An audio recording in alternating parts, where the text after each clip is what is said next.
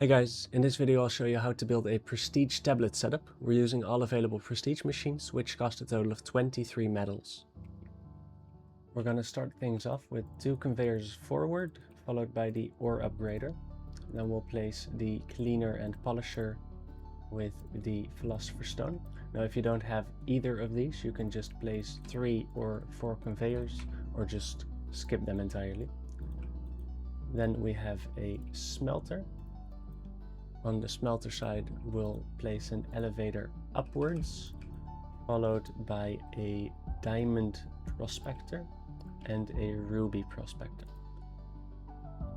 Then we'll use a filter to the left to filter out anything that has not been turned into a diamond or a ruby, so all stones.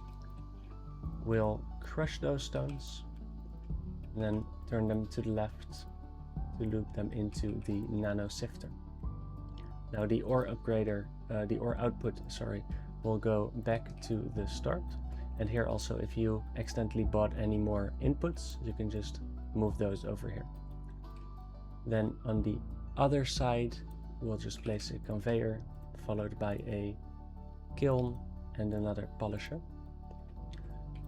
Then after the smelter, we can place the bar to gem transmuter.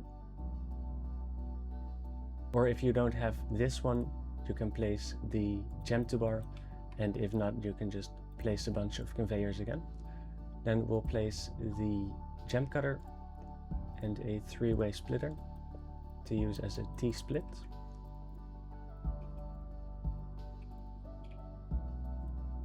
And we'll place the prismatic gem crucible right here in the center. Then we'll turn everything back to bars. And like I said, if you don't have the bar to gem, for example, you can just place a bunch of conveyors. And if you don't have either, you can place some more conveyors. Now we'll place a splitter overflow or a balancer for the alloy furnace. We'll follow it up with a tempering forge and a 3-way splitter.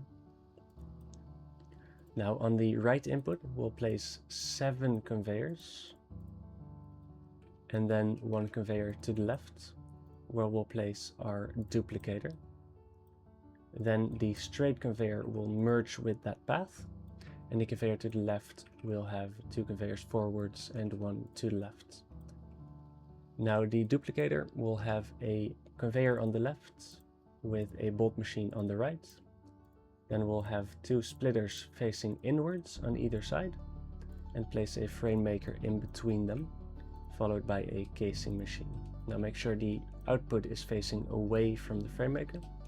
Now on the right side, we'll just connect that belt, and on the left side, we'll connect it with a plate stamper in between. Now we can just place 2 more conveyors, and then we can place our tablet factory connected to the right input. Then over here on the polisher, we'll place a splitter to the left, and then the straight output will go straight and once to the left, and the left output will go all the way until it reaches the tablet, followed by a 3-way splitter. And then on the right input, we'll move those into the tablet while moving the left input towards the output of the tablet. Then over here, the other dead end of the polisher, we'll place our circuit maker. We'll face it away from us. So we'll face it towards the tablet factory. And then we'll connect this here. And then we can connect this to the tempering forge output. Then on this belt, we'll place a coiler. On the tablet output, we'll place a QA machine, followed by the seller. And then over here on the gem filter, we'll add 2 conveyors to the left, an elevator downwards, and then we'll connect that to the ore output of the nano sifter. And then if you did skip the gem to bar, meaning you can't process the gems like you do the bars, you'll have to create a filter right here at the start. And you'll want to filter out all gemstones and then send them right over towards the cellar. And we'll put an elevator down here and send them into the glass flow so that they also get Q8. Now we can do the same here.